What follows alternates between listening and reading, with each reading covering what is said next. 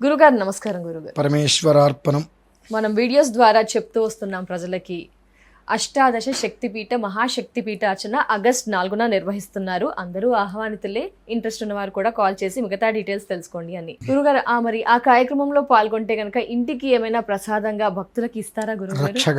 ఎందుకంటే ఆ క్రతువు చెప్తుంటేనే చాలా బాగా గూస్ బంప్స్ వచ్చేస్తున్నాయి. పాల్గొనాలని చాలా మంది అనుకుంటాం, పాల్గొంటారు ఖచ్చితంగా. మరి తిరిగి ప్రసాదంగా ఏమైనా ఇవ్వడం జరుగుతుందా? తప్పకుండా అమ్మా. పూర్వం మనం శ్రీచక్రం గురించి మనం చెప్పుకున్నాం. అవును గురుగారు. 9 లక్షల బీజాక్షర సంపుటి స్థాపన చేసినటువంటి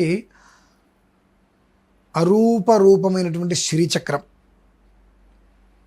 అంటే లోహం కాంతి, అందరూ పెట్టుకునే విధంగా, సులువుగా ఎలాంటి నియమాలు లేకుండా పాటించే విధంగా లోహం కానిటువంటిది శ్రీచక్రాన్ని ఇవ్వటము.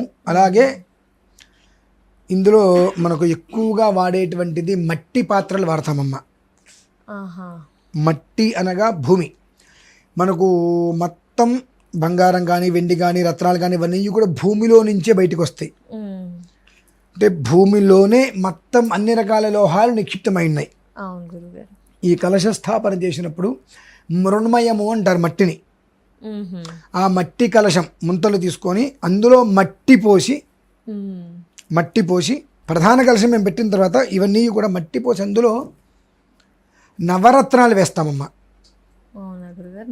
నవరత్నాలు ఆ కలశములో మట్టి నింపి, చక్కటి పుట్టమట్టి నింపి అందులో మొత్తం ఆ పుట్టమట్టితో పాటుగా గోధూళి ఉంటుందమ్మా.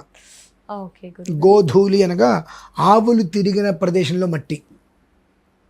ఆవులు ఎక్కడెక్కడ తిరుగుతాయో ఆవులు తిరిగినటువంటి మట్టి, నవరత్నాలు, మనకు పుట్టమట్టి, అశ్వం గుర్రాలు తిరిగినటువంటి ప్రదేశంలో మట్టి అన్ని ఆల్రెడీ సేకరించడానికి వెళ్ళారమ్మా. అవునా గురుగారు? ఇవన్నీ గజం ఏనుగులు తిరిగినటువంటి ప్రదేశంలో అంత మట్టి. ఏ గురుగారు ఇవన్నీ చాలా అవసరం అమ్మా. మనిషి జీవితానికి చాలా అవసరం అవుతాయి ఇవన్నీ కూడా. ఓకే గురుగారు. ఈ మట్టిలలో భస్మం. భస్మం అంటే మామూలుగా బయట దొరికేటువంటిది కాకుండా ఆవు పేడ ఉంటుంది, పచ్చి పేడ. పచ్చి పేడని రౌండ్ గా ఉండల్లాగా చేస్తారు, బాగా చేసి వాటిని కాలుస్తారు. పచ్చి వాటిని ఊకపోసి కాలుస్తే 10-15 రోజుల పాటు కాలుస్తారమ్మా. ఆ పేడతో వచ్చేటువంటి భస్మం, ఆ భస్మం అందులో కలిపి ఈ 5 రకాలు ఉండేటువంటి వాటిని ఆ కలశంలో వేయటం. ఆ కలశంలో వేసిన దాంట్లో అన్ని నవధాన్యాలు వేసి, నవరత్నాలు, ధాన్యాలు, రత్నాలు రెండు కూడా, నవధాన్యాలన్నీ నవరత్నాలు అందులో ఉంచడం జరుగుతుందమ్మా. ఆ ఉన్నటువంటి దాన్ని కలశ స్థాపనగా మనం ఆ రోజు 8 రకాల ద్రవ్యాల కలశంతో కలిపి, శ్రీచక్రంతో కలిపి 9 ఉంటాయి అవి. అది అర్చన చేయించిన తర్వాత ఆ కలశాన్ని పెట్టి కలశం మీద దీపారాధన ఉంటుందమ్మా. ఆ అర్చన ఆరాధన పూర్తయిన తర్వాత ఈ కలశంలో భస్మంతో పాటుగా 4 రకాల మట్టి కలిపి 5, ఆ కలశము 1, నవధాన్యాలు అందులో వేసినటువంటివి, నవరత్నాలు వేసినటువంటి ఆ కలశము, ఆ శ్రీచక్రాన్ని ప్రసాదంగా వాళ్ళకి ఇవ్వడం జరుగుతుందండి. ఇందులో వాళ్ళు ఆ శ్రీచక్రాన్ని మాత్రం ఇంట్లో గుమ్మానికి చక్కగా ఎదురకుండా పెట్టుకోవటము. బయటికి వెళ్ళేటువంటి వ్యక్తులు పొద్దున్నే చక్కగా స్నానం చేసేసి బయటికి వెళ్ళే ముందు దర్శనం చేసుకొని 8 నిమిషాలు ఆ మంత్రం వింటూ, దాన్ని ఆ శ్రీచక్రాన్ని చూస్తూ ఆ మంత్రాన్ని వింటున్నప్పుడు ఒక వైబ్రేషన్ వస్తుంది. ఆ వైబ్రేషన్ తీసుకొని బయటికి వెళ్తే విజయీ భవ, వెనక్కి తిరిగి జరిగిపోతుంది. అసలు ఇక వాళ్ళకి అపజయం అనేటువంటిది ఇక చూడరు. ప్రతి దాంట్లోనూ కూడా ఏదైనా అది జయంతో నవ్వుతూ వెళ్తే నవ్వుతూ ఇంటికి వస్తారు. ఎండ్ ఆఫ్ డే మనకు కావాల్సింది అదే కదా, అది ఉంటుంది. అలాగే కన్స్ట్రక్షన్స్ కానీ వీళ్ళు ఎవరైనా ఉన్నప్పుడు ఆ శంకుస్థాపన చేసినప్పుడు ఆ పాత్ర ముంత ఇస్తాం కదా మట్టిది, ఆ పాత్ర శంకుస్థాపనలో పెట్టేసేసి దాని మీద ఇల్లు కట్టుకోవటం. శంకుస్థాపన చేసినప్పుడు, అర్చన చేసినప్పుడు మొత్తం ఆ పాత్ర అందులో పెట్టేసుకోవటం. ఒక రక్షణ కవచం అక్కడే స్టార్ట్ అయిపోతుంది మనకి. పూర్తిగా అందులో పెట్టేసుకొని దాని మీద మొత్తం అంతా కట్టేసుకోవటం.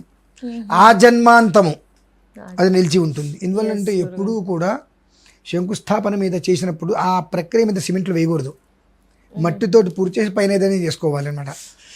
అలా కాబట్టి ఆ ముంత ఆ మట్టి కలశంలో మట్టి ఉంటుంది, ఈ నవధాన్యాలు ఉంటాయి, నవరత్నాలు ఉంటాయి, 5 రకాల మట్లు భస్మంతో కలిపి ఉంటుంది కాబట్టి దాన్ని మొత్తం అందులో పెట్టేసుకొని వాళ్ళు ఇంట్లో ఇల్లు కట్టుకుందాం అనుకునే వారు కూడా శంకుస్థాపన కింద దాన్ని ఏదైనా బిజినెస్ స్టార్ట్ చేద్దాం అనుకున్నప్పుడు కూడా కొత్తగా కన్స్ట్రక్షన్ స్టార్ట్ చేస్తారు, వారు రావచ్చు. అది ఇంటికి వచ్చిన వాళ్ళకి సొంత ఇంటి తొందరగా నెరవేరుతుందమ్మా. అలాగే సొంత ఇల్లు ఉంది ప్రశాంతంగా, ఎలాంటి ఆటంకాలు కూడా రావు కదా, అంతటి పవర్ఫుల్ ఉంది విధానం ఉంది. అలాగే సొంత ఇల్లు ఉంది, వాళ్ళ వ్యాపారాలు. ఆ మట్టి కలశం ఏదైతే ఉంటుందో, మట్టి అంటే బంగారం అండి ఒక రకంగా చెప్పాలంటే. ఆ కలశం ఏదైతే ఉంటుందో ఆ కలశాన్ని చక్కగా వాళ్ళ దేవాలయం దేవుడు కూర్చుంటే అందులో అలా ఒక ప్రధానంగా పెట్టేసుకుంటే దాని నుంచి ఒక వైప్స్ అలా వస్తూనే ఉంటాయి మా ఎప్పుడు కూడా. మళ్ళీ అతిగా ఏమైనా నియమాలు ఏమీ అక్కర్లా. అది ఆరాధన చేసుకోవడం, తీసుకొచ్చి ఇంట్లో పెట్టుకోవటమే నియమం. ఆ పెట్టుకున్న తర్వాత వాళ్ళకి అర్థమవుతుంది ఆ వైబ్రేషన్స్ అనేటువంటి అగరబత్తుల నుంచి పొగ ఎలా అయితే వస్తూ ఉంటుందో అదిలో అగరబత్తులు అది ఉన్నంత వరకే వస్తుంది. ఇది అట్లా కాదు, మనం ఉన్నంత వరకు వస్తుంది ఆ వైబ్రేషన్. మనము అంటే ఈ కాయం కాదండి, ఈ తర్వాత మన తరం ఉంటుందిగా, అలా అది వస్తూనే ఉంటుంది. నెక్స్ట్ జనరేషన్స్ కూడా. ఎందుకంటే అందులో 4 రకాల మట్టి భస్మంతో కలిపి 5 రకాల విధానాలు చేస్తున్నంటే 5 తరాలు అది కాపాడుతుందమ్మా. అంతకుమించి ఇంకేం కావాలి జన్మకి? హాస్పిటల్కి వెళ్ళాల్సిన అవసరం ఉండదు. నవరత్నాలు అనేటువంటిది నవదుర్గలకి మూలం, నవగ్రహాలకి మూలం ఒకటైతే నవదుర్గలకి మూలం నవరత్నాలు. అలా అందులో నిక్షిప్తం చేయడం జరుగుతుంది చక్కగా.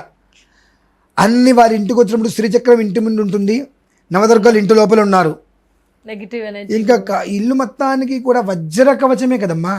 ఇంకా ఎలాంటి సమస్య ఇంట్లోకి రాగలుగుతుంది? ఏదీ రాదు.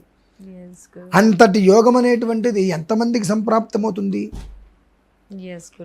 ఆ రాత కూడా అది మన ఇంటికి తెచ్చి మనం పెట్టుకునేటువంటి రాత కూడా మన నుదుటిని రాసి ఉండాలి. రాసి లేకపోతే మనం తెచ్చుకోలేము.